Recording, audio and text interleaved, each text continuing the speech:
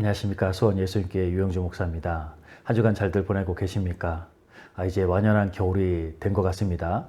이제 아침 저녁으로는 영하의 날씨로 정말 추워졌습니다. 모쪼록 건강 가운데 이 겨울 잘 준비하시고 또 건강 가운데 또 은혜 가운데 주님과 함께하는 귀한 시간들 되시기를 바랍니다.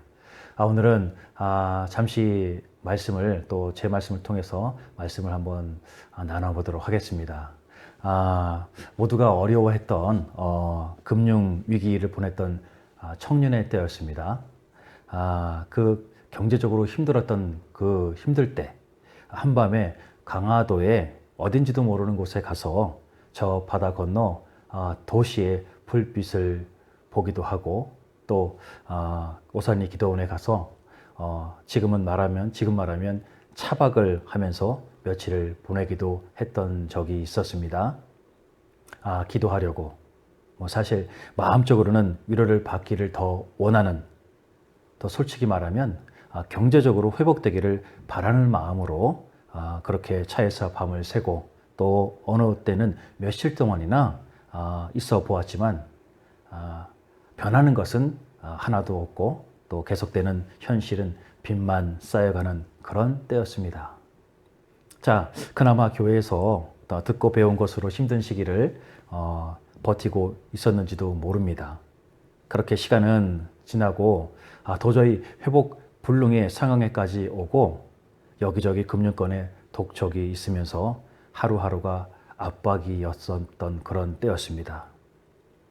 그때 이전에 사회생활을 하면서 답답할 때 하던 그런 습관들에 다시 빠져들면서 잠시 잠깐이나마 그 위기를, 그 고통에서 좀 벗어나고자 했었습니다. 그런데 그런 것도 잠깐이었고 상황에는 아무런 도움도 또 소용도 없는 그저 머리만 아프고 또 옷에서 냄새만 나고 또 돈만 낭비하는 그런 것이 되었습니다. 자, 그러면서 한편으로는 정말 불편한 마음이 들었습니다. 불과 얼마 전까지만 해도 예배드리고 찬양하고 기도하면서 세상 짐은 다 떨쳐버린 것 같은 그렇게 행동을 했건만 이게 무슨 일입니까? 다시 옛 습관에 빠져들고 말았으니 말입니다. 그러니 마음이 편할 리가 없는 것입니다. 마치 개가 그 토한 것을 다시 먹는 것처럼 말입니다. 그런데 이러면서도 점점 진정 도움은 주님께 다시 앉아서 그분께 구하는 일 외에는 다른 어떤 방법도 부질없음을 알게 된 것입니다. 그럼에도 이후에 또다시 몇 번의 좌절과 낙심으로 세상 벗을 찾아보았지만 과연 어디에 마음을 두어야 하는지 의문만 쌓이게 되었습니다. 자, 그러면서 그 가운데 주님께서는 저를 붙잡아 주심으로 결정적인 순간이 오게 되었습니다. 바로 주님의 부르심인 것입니다. 그 어떤 것으로도 거부할 수 없고 부인할 수 없는 부르심. 그렇지만 솔직한 심정으로는 기쁨보다는 뭘 알아서가 아니라 그저 안 하면 안 된다는 심정으로서 또 그리고 주변의 무시와 편견 속에서 신학의 부르심에 순종하게 되었습니다. 이후 그 가운데 주님의 세밀하신 인도하심에 더욱 주님의 이끄심을 알고 그분을 따르면서 그분의 마음과 뜻하심을 체험하게 되었고 이전의 힘든 시간들을 잘 이겨내었던 그런 기억이 있습니다. 자, 여러분 가운데서 힘든 상황은 달라도 누구에게나 한 번 이상은 다 이런 어려운 시기나 또는 도저히 어찌할 바를 모르는 그런 힘들 때가 있었을 것입니다. 어떤 경우 저를 포함해서 이 시기가 현재 진행형인 분도 계실 줄로 믿습니다. 자, 인간이 살아가는 가운데에 있어서 환경의 물질은 분명한 필요함이 있습니다. 그래서 우리는 이것을 의식주라고 말을 하기도 합니다. 세상 어느 곳에 가든지 상대적이긴 하지만 이 모든 것이 인간의 삶과 끊을 수 없는 필수 요건이 되는 것이 또한 사실이기도 합니다. 그러므로 우리가 일을 하게 되는 것이고 또 공부도 하게 되는 것입니다. 그래서 이를 매우 중요한 가치로 여기는 것이고 또 우리가 사는 이 사회를 이루는 크나큰 축이 되기도 하는 것입니다. 그러나 안타까운 것은 이것이 사회를 이루는데 그리고 인간이 살아가는 가운데 절대적인 위치를 차지하면서 부닥치게 되는 온갖 부정이 나타난다는 것입니다.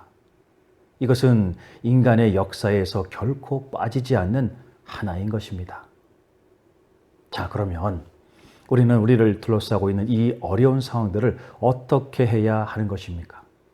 그것들의 속성 가운데 더욱 그것들과 더불어 살아야 하는지 아니면 그것들의 그 타협에서 벗어나기 위한 도움을 구할 것인지 과연 도움이 있다 하면 그 도움을 어디서 구할지 우리는 알아야 할 것입니다. 앞서 저는 나름 힘든 시기를 벗어나기 위해서 방탕한 옛 습관에 다시 빠져들기도 하고 도시를 떠나보고 또 기도원에 가보기도 했습니다. 그러나 이러한 일들이 당시에 닥친 상황들을 한순간에 모두 다 변화시키지는 않았습니다. 그렇지만 분명한 한 가지, 변화를 위해서 마음을 가지고 바람의 시간을 가지기를 원했다는 것입니다.